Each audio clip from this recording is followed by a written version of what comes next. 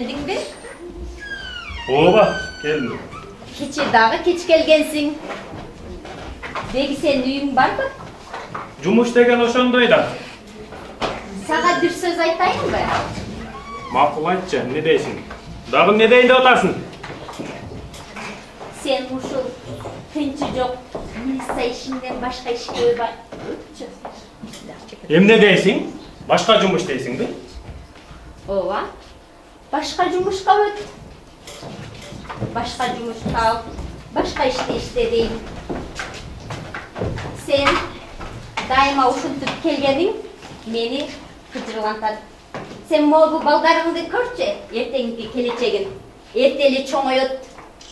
Ушулар менен бир үйдө тыгылып жатасың. Өзүң досторуңду карачы.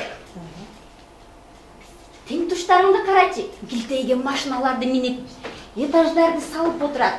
А сен болсо жүрөсүң. Каякта? Чай бербейсиңби мага? Атың улук, сурпаң курук. Жүрөсүң. Каякта өлүп болсо, ошонун аркасында. Жапжагыңды! Мен адамдар менен иштеп жатам. Билем сенин адамдарыңды, кандай адамдар. Ууру, кескин. Канат бер.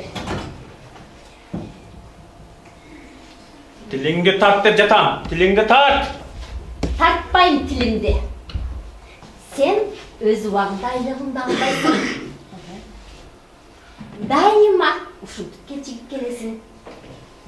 Ах, кандай эле милицияларды күндө акча болот билбейм. Сага неме? Бардыгы сен саяктап туш келет. Акмак! Эми мындан кийин мен экөөбүз ажырашабыз. Эмне дейсиң? Бу балдарды көрбөйсүң.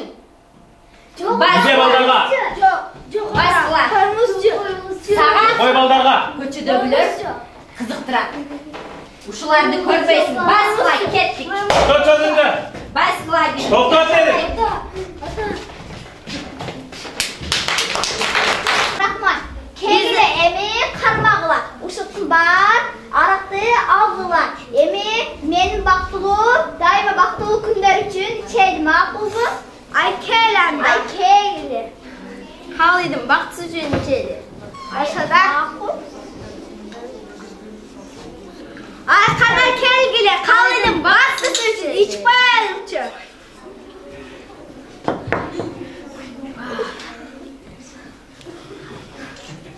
Хорошо, келин жайлы, эс алууга барганда, той менен көңүл очуп калганда. Ай, жаштык кездеспечки? Ай, сен мас болуп эле калбашыңар. Мас кегире дан бир ичели. Кегире бу. Ай, кегире. Kegile, kada kettik. Yaştık kızım.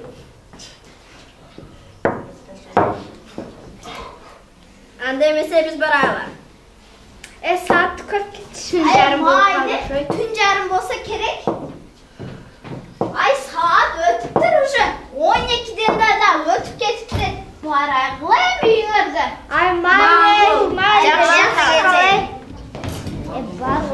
Mal padışka. Ay mal.